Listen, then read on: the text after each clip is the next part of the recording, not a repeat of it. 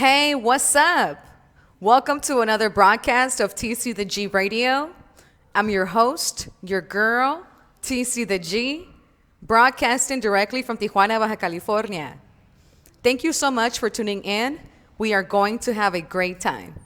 The topic of conversation for this broadcast is sustainable living. So let's dive right into the conversation. So, sustainable living.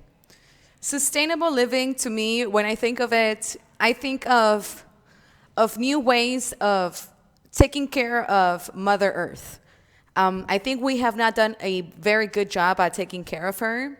We have been kind of exploiting her and the natural resources and, polluting, throwing the trash on the floor, not looking for innovative ways to get rid of the trash.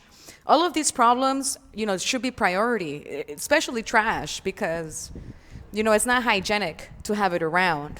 We can all get sick and die. So it is a very important issue. I know it kind of sounds, to some people, it might sound like, oh, maybe, I don't know. I don't even think corny is the word. It just sounds maybe overplayed, but it's serious. It's a serious thing. It's not just because we've heard it so many times means we need to discard it. It actually means that we need to follow up on it, like what we need to do about it. If we heard that this issue is going on for so long, we need to figure out why we haven't fixed it, why it hasn't been solved yet, or what do we need to solve it? How can we solve it? And brainstorm. I know there's other places, places on the earth that have already figured out, that have like kilns, really big ones to get rid of the trash. I forget what country was that, but it was in Asia.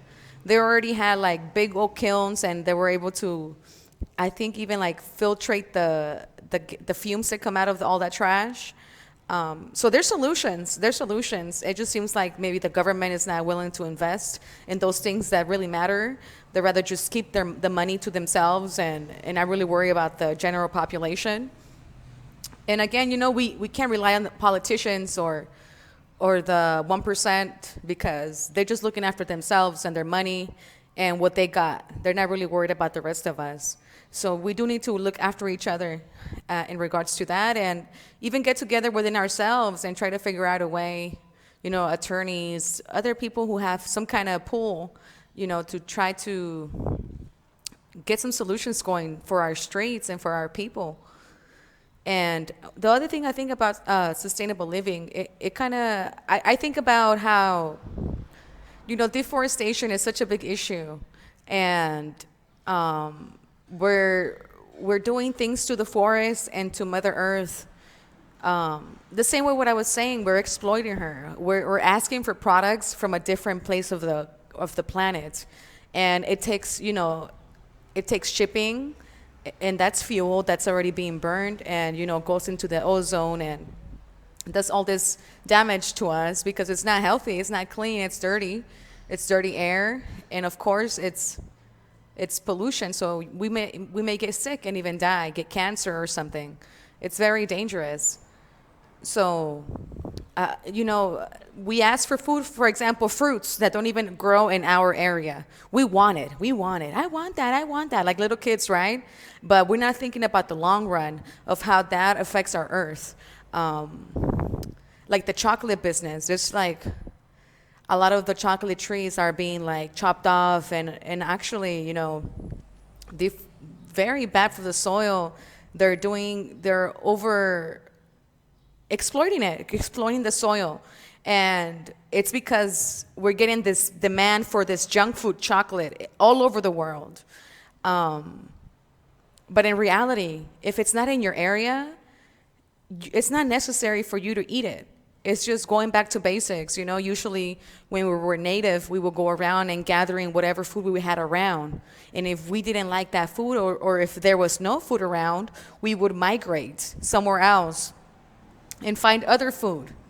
And that's the thing. I think that's the thing that a little bit where we went wrong is of course, the economy is going to like, that we're asking for products from different places, because, of course, they think it's helping the economy. It's helping the economy, but it's causing deforestation and other things to the earth.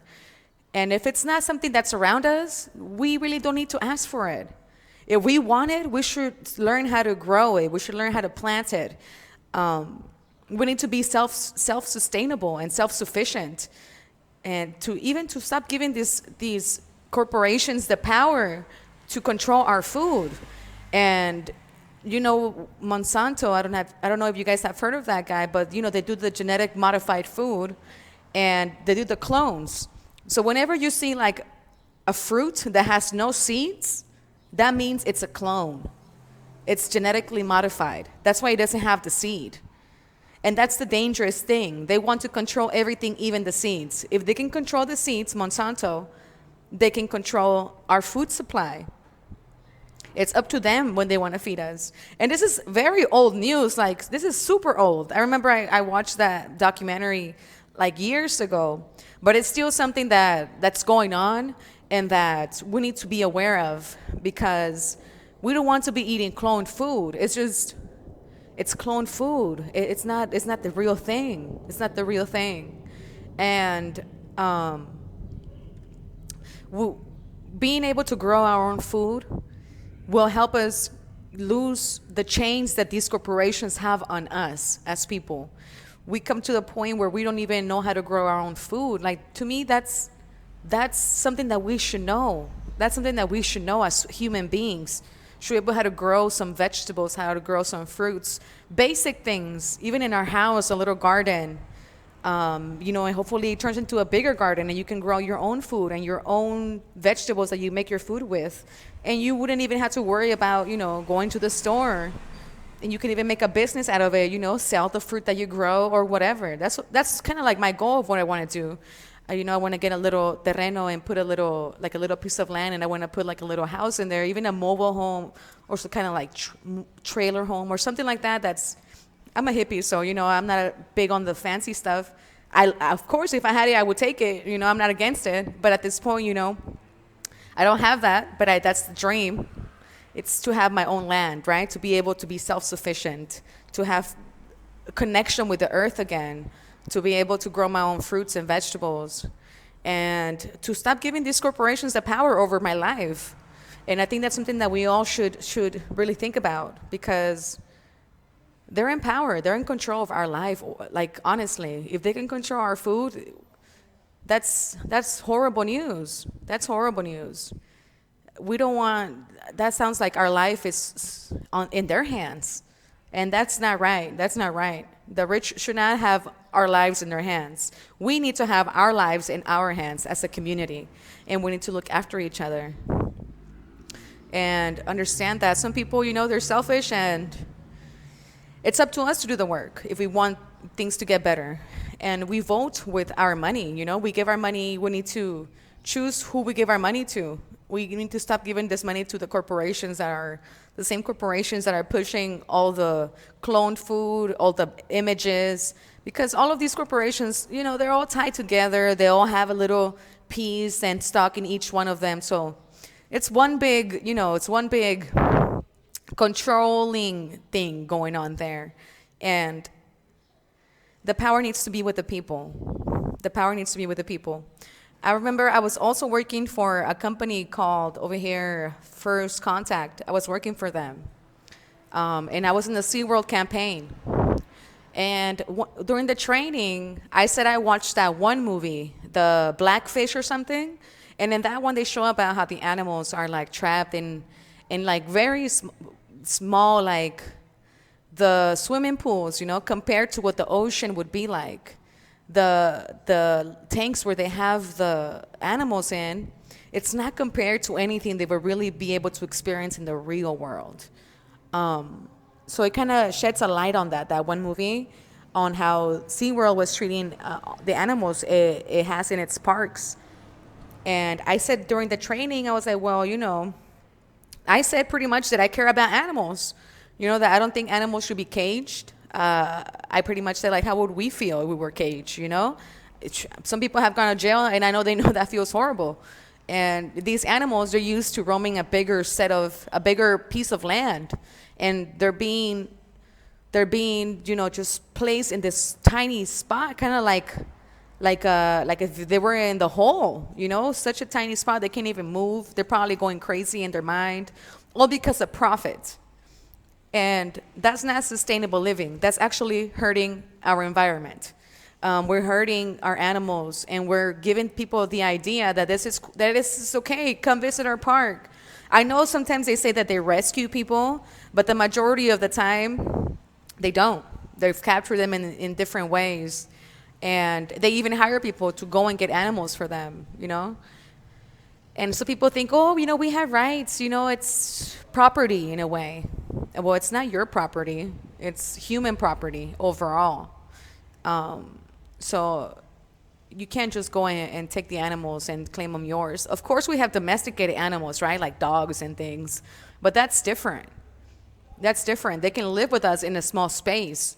A whale needs a big ass space. And even dogs need their space, right? You can't just have them in a little spot. That's not a good life for them. They need to have some kind of backyard, front yard, something like that, right?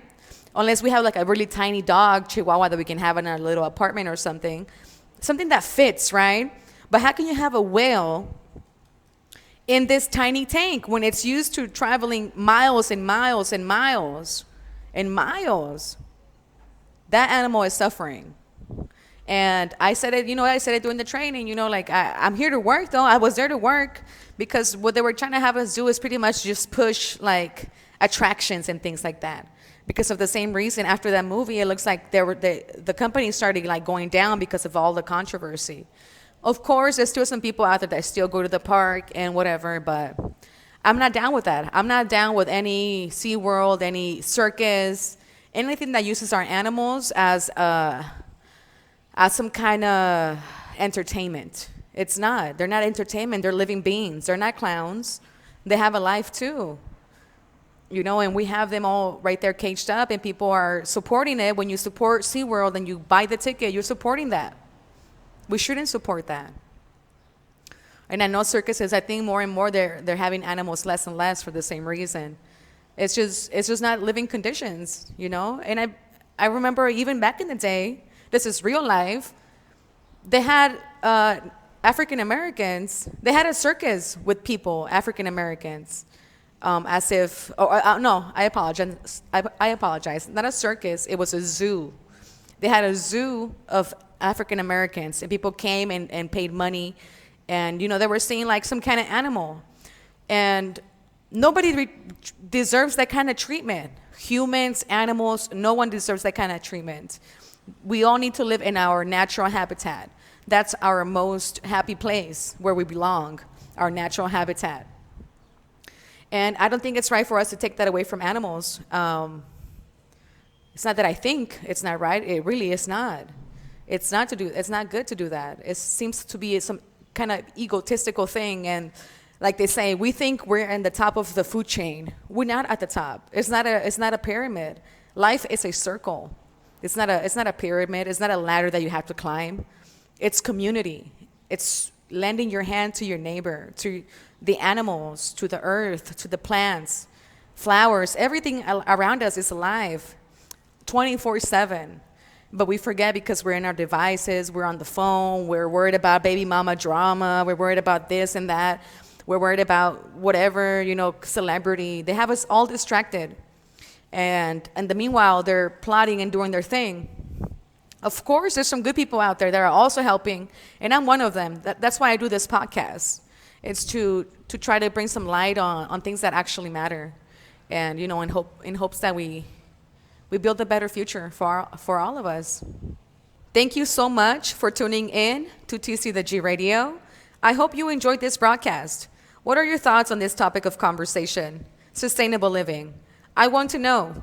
Comment, like, share, and remember to tune in and show some love every Wednesday at 11 p.m. Pacific Standard Time. Also connect with me on social media to get more of me and my musical content. I will leave all of my social media and contact info in the video's description. Again, thank you to each and every one of you for tuning in and for allowing me to share this time with you. Take care. Saludos.